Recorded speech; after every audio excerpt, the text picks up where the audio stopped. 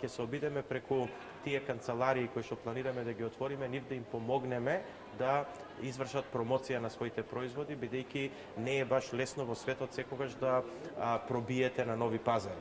Со други зборови, значи, планираме на најефтин можен начин, а тоа е начинот преку 3 канцеларии кои што ќе бидат во рамките на технолошко-индустријските развојни зони, да и ќе бидат стационирани една во Централна Европа, најверојатно во Германија, која што ќе го покрие европскиот пазар, една значи во Соединетите Американски држави на источниот брег кој што ќе ги покрие значи американскиот континент и една значи во веројатно Турција кој што треба да го покрие Турција и Блискиот исток, да се обидеме преку тие 3 канцеларии да вработиме млади, едуцирани луѓе кои што со минимум трошок значи ќе направат промоција во овие два правци во кои што зборував. Да, точно е, законот се чека да биде за ТИРС изменет, се требаше да завршат претседателските избори, законот е подготвен, тој ќе помине прво во владина постапка, а после тоа и во парламентарна, нели владата ќе го предложи до парламентот како измена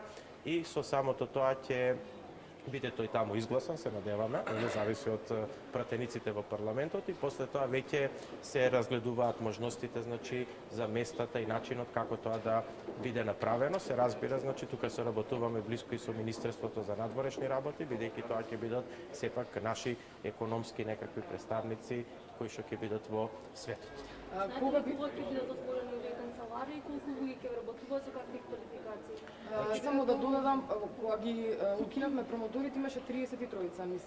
Не, станува збор за значително помал број на луѓе. Станува збор за многу поевтин концепт, значи затоа е тој како да кажам концентриран на 3 позиции, бидејќи точно ќе бидат таргетирани местата каде што треба да одат.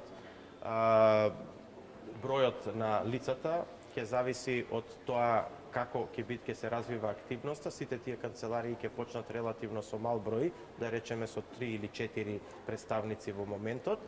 Типот и на кадрите кои што ќе бидат таму ангажирани, значи ќе биде на еден транспарентен начин, на оглас, значи ќе побараме луѓе млади да се јават за тоа. Пред се ќе биде нели критериум да имаат добра едукација, да знаат добро странски јазици, поготово јазиците кои што треба да ги покријат на територијата каде што ќе бидат активни.